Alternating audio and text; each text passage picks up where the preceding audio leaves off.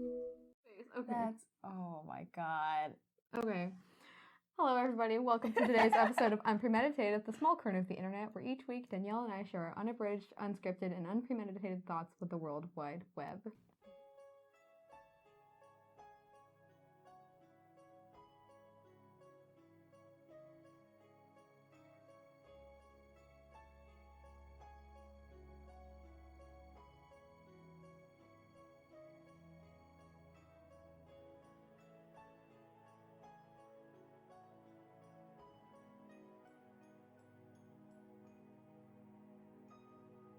Hello, everybody. So this is our third time trying to record this episode, but welcome today to the first episode of the Unpremeditated podcast.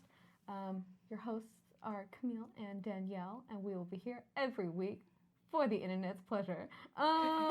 Today we're doing a getting to know you episode, and we're going to take turns like picking questions and answering them, and yeah, it's going to be a lot of fun. There's this one question: what do you do to get attention? That's such a mood. Wow. I don't know what it would be. How do you get attention, man? I don't know what that means though. Cause do you want to actually answer that? Yeah, sure. Okay. I know what mine is, but it's not from like currently. Oh, I got you. I was just like a really dumb child. Just to get attention. Mm-hmm. That sounds weird though, because like in high school context, it's like, oh. Yeah, I don't think I am super attention seeking. So I feel like the attention I already receive is sufficient. I don't seek more of it. Yeah. Yeah. I was like, because I don't really I feel like I'm at that stage where I'm like, I mean, do whatever you want. Like I'm just gonna sit here in this corner and fine. And maybe don't talk to me. Right. No, but like when I was little, I was talking about this with my mom because when I was little, for some reason, or not even little, probably older than I should have been. Oh no. Oh no. But sometimes after I would go take a shower and I was changed and dry and my face was washed and everything, I would scream bloody murder. Oh my God. And then if my mom took too long to get there, I would just be sitting there on the floor like, Mom, I'm already dead. You took too long. You took too long. I already died. I was already murdered. I was like, Mom, this is a drill. You need to do it again. Let's go. Tomorrow, this is 8 a.m. practice session. Yeah. Every single day we're gonna practice for my kidnapping. And that came up though because the other on Sunday or whatever, or no, Friday, the day before the SAT, I thought I was gonna die. Mm-hmm. I passed out. You passed out? Kind of. No, that's out of a lack of sleep or out of fear. No. I because I've been having a lot of dietary changes. I don't have all of I didn't have enough potassium or whatever. Mm-hmm. And I was drinking too much water. First time in my life ever drank too much water. Because anyone who knows me knows I used to live on Coke. Yeah, I know you live on Coke. And so I had too much water. And I thought I was going to die. No. And I was looking in the mirror and I got really dizzy. And I had ears, my ears were ringing. And so I kind of, I was dizzy so I couldn't really walk. Yeah. And so I figured if I try to walk somewhere, I'm gonna fall. So then I slowly kind of put myself on the floor. And then I was like, Mom, help. I was just screaming. And then my mom, she's talking on the phone. She calmly goes, hey, my daughter's on the phone. I mean, she's on the floor and you can hear him. He's like, what? What's happening? Is she okay? She goes, yeah, she's just fine. It's fine. She comes, she just goes, did you fall? Did you put yourself here? I was like, what do you mean, did I put myself here? You did put yourself there. Yeah, and then she was talking about it because the whole time I was just I think I'm dying. I think this is it. I feel awful. This is the end of me. And then afterwards, I was pretty much fine, but for an hour there, I was in a lot of pain. And she was just kind of I really thought you were just getting attention. Maybe you just needed attention from me. You thought that's how I would do it. I would just go into the room and that's how I'm gonna get attention. I'm dying. Be like, Mom, talk to me. As if there's not a better time or place to do that. Right now, the morning of the SAT, I'm going to be on the floor. This is the best way to get attention. I was really just I guess I can't take it. That wasn't why, but I was like, what am I going to do? I have to take it. Yeah, I'm just going to. I don't want to pay for it. We already get money. We did the whole thing. And it was kind of ridiculous, and so we had to get all the supplements, but she didn't know what's happening, so she asked me, and my descriptions were really crappy. Of course they were. I was like, Mom, I can't see, and there's black spots, and I fell. And she's like, shut up. She's like, shut up. Because she used to work with like dying patients. Yeah, she had so actual dying patients. I was like, I'm dying, and she was like, shut up. No, you're not. Give me 5 minutes and I'll figure out what's wrong. That's actually so funny. And she like took my heart blood pressure, and like that's been a thing in our family. Like you have to make sure you have good heart blood pressure, because she was like, because she's been reminding me. So I was really like, if she takes it and it's low, I was like, God, just take me now. It's not worth it. It's not worth the screaming. Like, it's like really not. Oh my goodness, that's a wild ride. Yeah, it really That was a good question. Yeah, I also think my mic is too close, but it's okay. I moved it. We'll now it's fine. Mine is right next to my face. No, yours is fine because you talk lower than I do. Okay, I'm just a naturally loud person. That's hilarious. Okay. Oh wait, your turn to pick one. Okay, I'm gonna do the very first one. Oh really? It is, if you could live anywhere, where would it be? Oh. Don't even think of money or like. You have all the money. Yeah, you have sufficient amounts of funds. Funds are live sufficient. Anywhere. Submission. Submission. They're sufficient to complete the transaction. And don't think about like, oh, I'm leaving my family. Just to answer the question straight, if you could live anywhere, and there were no barriers to you leaving. Probably like Colorado. That's a good choice. Why would you live in Colorado? Because I like skiing. That's the only reason. I mean, I guess it would also be like their hospitals are great, and it wouldn't be like, oh, I want to become a doctor. It'd be like, oh, if I get supremely messed up, someone could take care of me. Yeah. Because their trauma centers, you want to live near a mountain, because people break stuff near mountains, and so all the like best like broken bone doctors, they're there. right there. Yeah. That's actually so hilarious. Mm-hmm. Oh my god. Okay, where would I live? I kind of don't know. But I have general ideas. Mm-hmm. So my family's from Jamaica, so I would naturally live in Jamaica because just naturally. Obviously, why would I not? But the other thing is, if I wanted to go somewhere that I've never lived before, or it's like I'm completely new to it, I think I would like live in Indonesia. Just casually. I would or like Australia. I'd live somewhere where there's like. Australia. Ooh. Are you about to change your mind? I mean, I don't think I'd live there, though. Okay, I would straight up live in Australia. Even with the spiders, I would live in Australia, yeah. Because I feel like do it. in the U.S. we've been blessed to have all 4 seasons, and we have like mountains, we have beaches. But Texas is like lakes. Not really. No, but and they have like deserts and stuff. Like we have all of the things. That's true, we do. So like if you get really unhappy, you can just move slightly higher than where you live currently or lower, and you'll be fine. It's like a really bad and inconvenient thermostat. Yeah. But like Australia, okay. I would pass out if I go to Australia. I'm obsessed, and it's a problem that I've also never been. Oh, I remember this. Yeah. I remember this now. For listeners, about 3 months ago, like at the end of the last school year, we had a whole conversation about how I would literally die if I went to Australia. 1, because I'm obsessed with the accent, like every basic person ever. And 2, I watch too much TV there, so my brain's convinced it's not real. Right. So if I go there and meet someone with an Australian accent... It's like going to Narnia at this point. I'm completely screwed. Completely ruined. Like someone's going to say hi, and it could be like a janitor or like, you know... A random, any person, any individual. And I would look around and go, this is Australia, and then immediately like be knocked out. And they'd be just like, there's something clearly wrong with her. We need to deport her. Yeah, we're going to send her back on an airlift. And then I wake up in America, and I'm just going to cry. Yeah. Oh, man. But, that's so funny. Okay, your turn. Okay. I'm not trying to go in order, but then I saw it and I was intrigued. Okay, what's your biggest fear? My biggest fear? Ooh, what's my biggest fear? I don't know I know my biggest fear is now. Okay. But it's like a weird one. It's not like a normal one. It's like a weird one.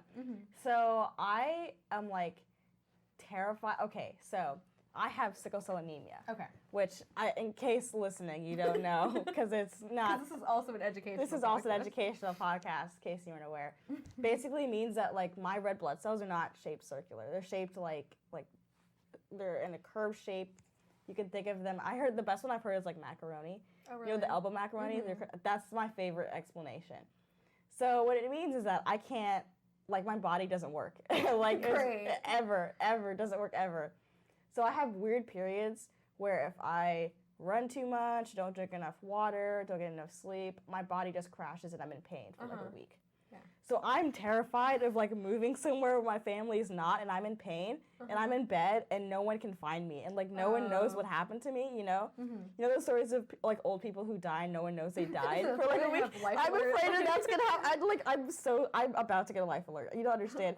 I'm terrified of that happening to me. Like I'm gonna get sick and like can't move and I'm dying and no one knows because I just live alone somewhere. Like that's actually a really scary thing for me. I mean that's like an actual like genuine fear. It's a real fear. No, but like that's why that a lot of people say like when you're younger or whatever, or like no, even adults, like you're not really supposed to live alone. Like that's why people who do live alone, they'll live in like apartments or whatever, so you can just like scream. Among others, Yeah. Don't live in some cabin somewhere in Montana where there's like 100 people. Yeah. And no one can hear you. Like my mom was talking to me because she was like, "What are you gonna do like if that happens?" Because her whole thing is like, my parents are like healthcare people, so they've always just been able to be like fix. So I have no experience with like having to like contact emergency people like to get emergency help. Yeah. If I get hurt anywhere, they all think I'm idiotic because I'll be like, call my mom. They're like, do you not want to? No. I'm like, no, call my mom because she will fix me and we don't have to pay $700,000. Yeah. Yeah. No, but like, no, that's like a real. That's a real shebang. It's a real fear. My fear is slightly more stupid than that. You know, like only by a little bit comes in a really close second. My worst fear is that someone's gonna fall on me. Someone's gonna fall on you? Oh my god. Because it's almost happened. Oh my god. I've had several people fall on me, and it was okay. Oh my god. Because like I'm not one of those people where like this one thing happened when I was little and like I'm traumatized or whatever. What's the word? Yeah. But like traumatized. I went to like a program, and in between the break we were playing this game, and it's like you look at the ground and you spin around like with your nose on like a bat or whatever, and then you try to run. And it's significantly harder for taller people. Oh, it's very difficult. Yes. And two of the guys who were with our group were 6'4" and 6'5". Oh no. And their plan was to race each other. Oh no. And I was just like casually observing. No. Yeah. From afar, from a safe distance. Little did you know. And so, well, I was like right behind because I was counting the number of times they spin around. And so they're twins, and so the taller one like got up.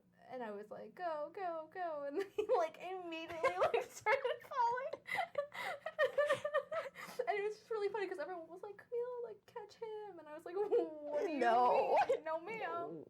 And, like, also, like, I'm a summer camp counselor. And they're like, people will, like, they like to, like, climb up on ledges. And I'm like, they're like, I'll be like, that's not a good idea. Get down. Stop. I'm not going to help you. And they're like, oh, but, like, you can catch me. I'm like, dude, okay, you were in 6th grade, but you were taller than me. If I catch you, we are both going to the hospital. I really feel that. Oh, my God. I've had several people actively try to fall on me. Like a trust fall? Or they were just no, like I'm going to fall on you straight. Amnesia is one of those people. Actively trust, and I'm like, you know, I weigh like nothing. I cannot protect either of us. She knows I can't catch her either. I have no arm strength. No, but did you know? Okay, so I didn't know this until like recently. But like trust falls, the way we've been doing them are completely wrong. You're not supposed to like try and pick them up because like the falling weight of a human person is hard. Gonna hurt you. And so you're supposed to like kind of like. You're not supposed to be that close because usually people do it. They go like a foot in front of you and then they fall. And then they fall. But apparently you're supposed to do it like a little bit further, and then you're supposed to put your hands like kind of where their shoulder blades are, or like a little bit under that, like kind of like the middle of their back, and then you like slowly like put them on the ground. Oh, you're not supposed to prevent them from falling. You're supposed to put them on the ground gently. You make it not a fall. You make it like a lightly placed. Interesting. Which I think is crazy. That's still terrifying. But when I saw it, I still don't like that. When I saw it, it made a lot more sense. That does make more sense. But also, it means that the person has to stand farther away from you when you do it, which means if they incorrectly gauge their height, it's way worse. It's way worse. They just fall. Oh my goodness. That adds anxiety somehow. Oh wow. Okay. You learn something new every day. Okay. Yeah, that's it. I keep like moving around, and the mic is like, oh, that's a nice sound. Isn't it? It's a beautiful sound. Okay.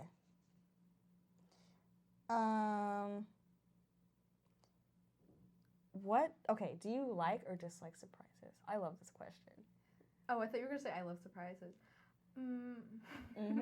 Okay, so I hate surprises. It's kind of weird because like on the one hand, like if you're a person who likes surprises, like I get it. It's like, oh, like these people like thought about you and like put this together. But also I've just my whole life been a terrible reactor.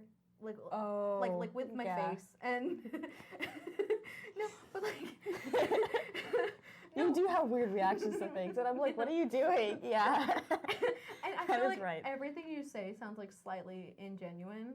Because like even like when I don't know if somebody gives you like a card, like I'll be like, oh, thank you, and like genuinely I'm like, oh my god, that's so sweet. But like I don't know what to say that's not like generic. Yeah. Like, oh, that's so sweet of you. It's nice that you thought.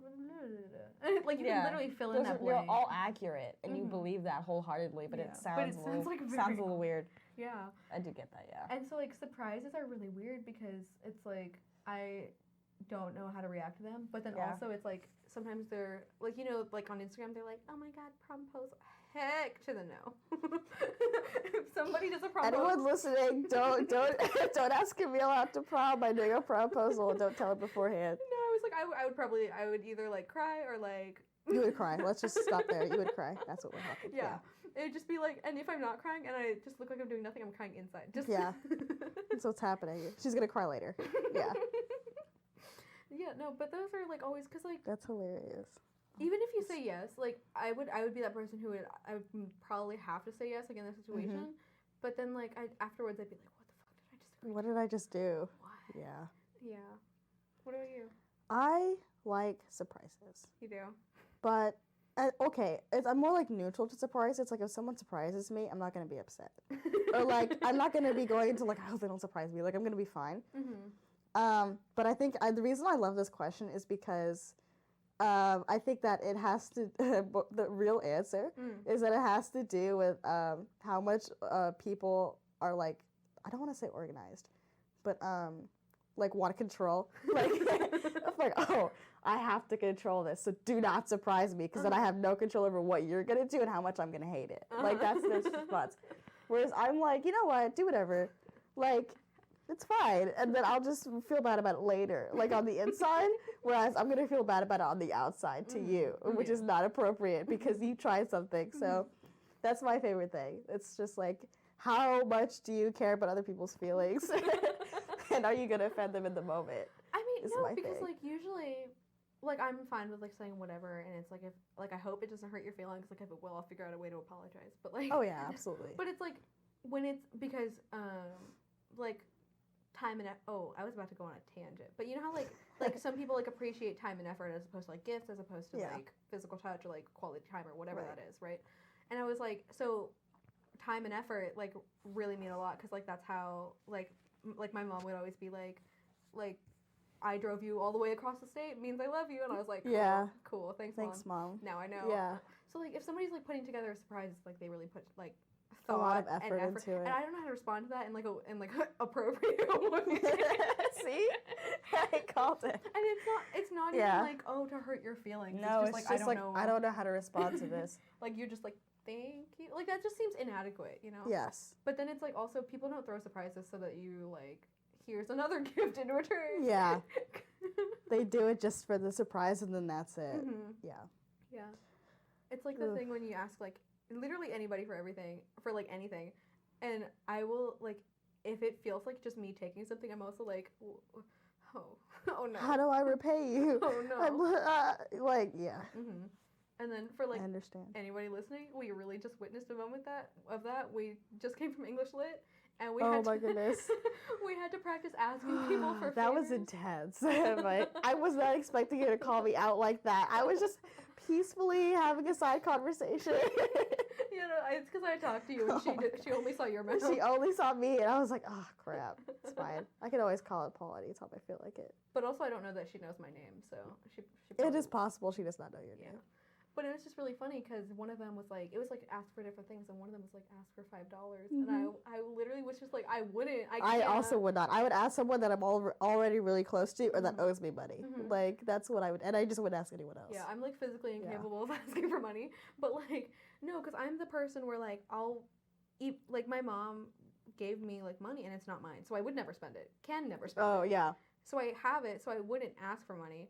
But, like, if somebody asked for, like, my money, I'd be like, yeah, but, like, pay me back. Yeah. And then I'd use, like, my $1 and give it to them. $1. Yeah, but I don't think I've ever been the person to, like, borrow. And then, especially because, like, if you go out, like, that's usually, I feel like that's the context. Like, if you go out and, like, somebody just doesn't have cash or whatever, like, me and my friends would always just do, like, you know how, like, especially if the movies, because I go to the movies a lot. So, like, tickets end up, if you go for 2 people, it ends up at about, like, $20. And food ends up at about $20. So then one of us would just pay for one of them, and one of us would pay for the other. So, like, it's never really a situation of, like, borrowing. Yeah, you're just splitting it differently. Yeah. And it would always just freak me out. And the only case I would ever ask is, like, what you said, like, if you already know the person. And I'd be like, no, give me $5. Like, yeah, can you spot me a $5? And they're like, sure. And I'm like, thanks. Yeah, pay back tomorrow. They're like, I'm broke. And I'm like, I just saw a $5 bill. Give it to me. Give it to me, right? I probably will do that one day. I'm not even going to lie. Yeah. Okay. But either way. Did you do the last one or did I? No, you did it. I did it. Okay. Oh, one of them's weird. Actually, it's not even that weird. What's your ideal date movie? Oh my god. Oh my god. Okay. This is how you know. This is how you know it's legit. Really? I know what my answer is already. Oh, same. But it's for a bad reason. Yes. Okay, what is it? You want me to go first? Okay, so my ideal date movie is Avengers Endgame.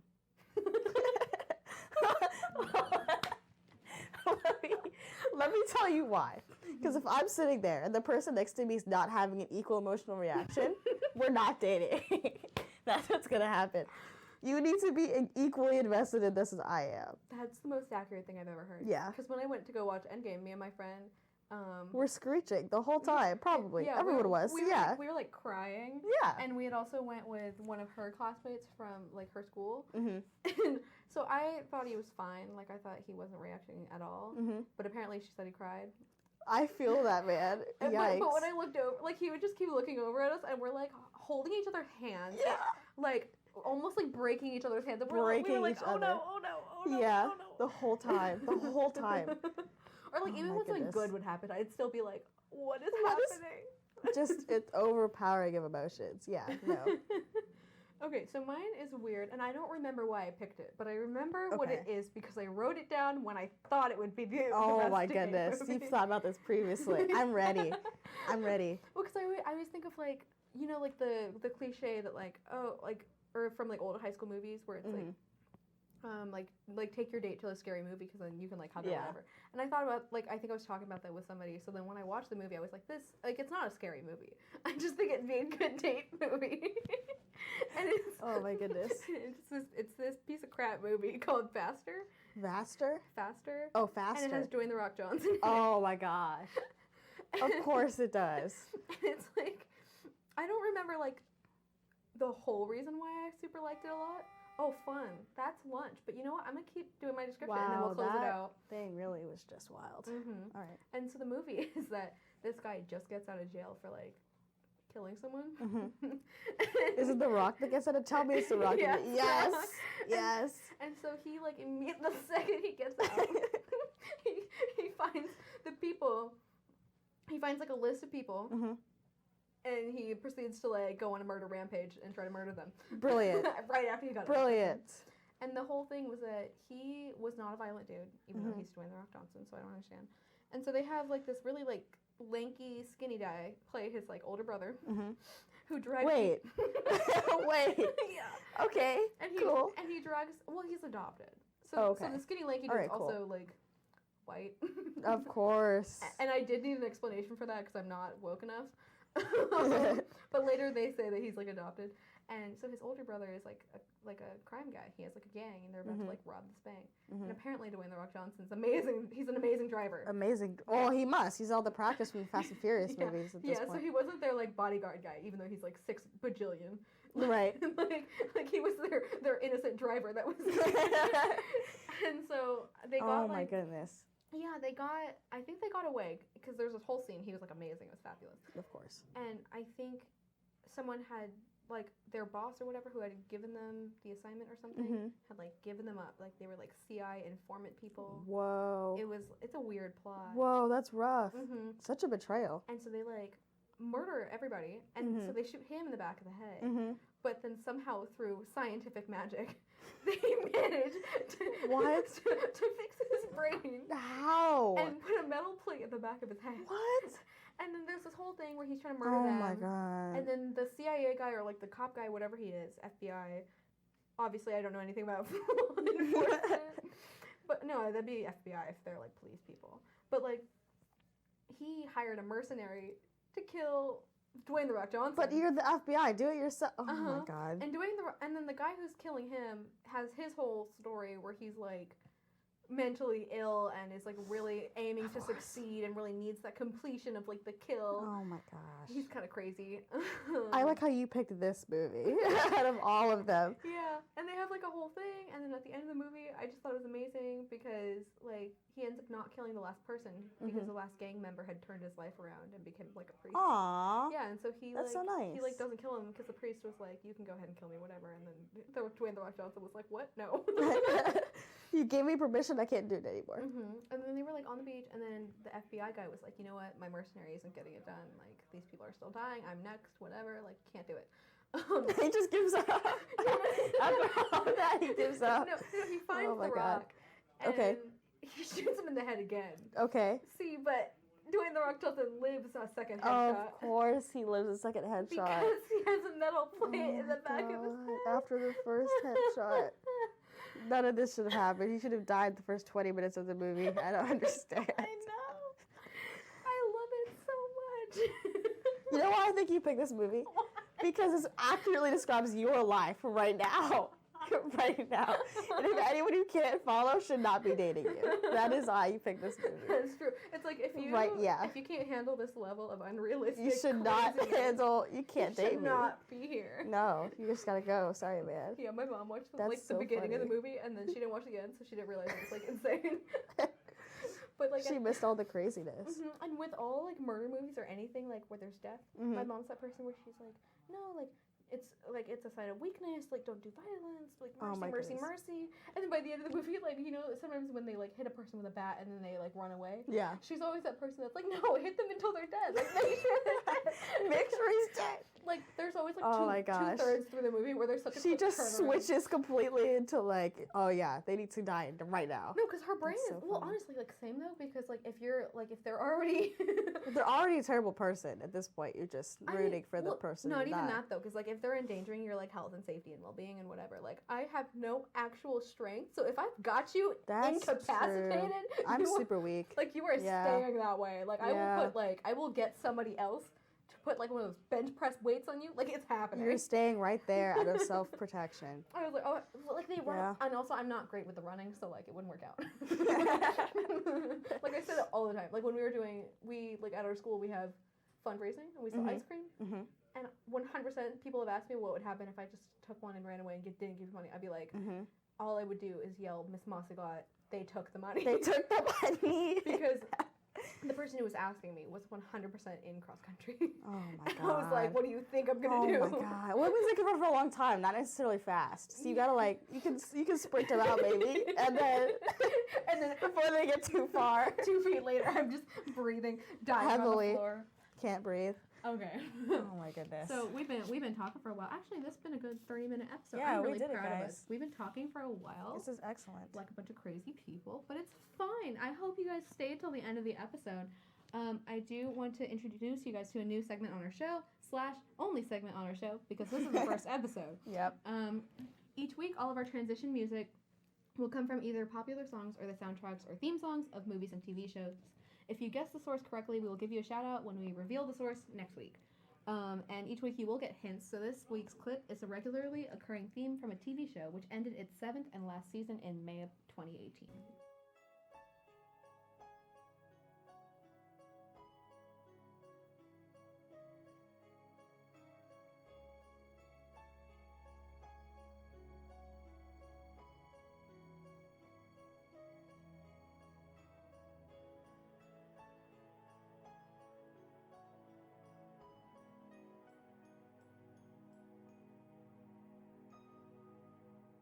This week's episode is produced and hosted by Camille and Danielle. Thank you so much for listening, and we'll see you next week.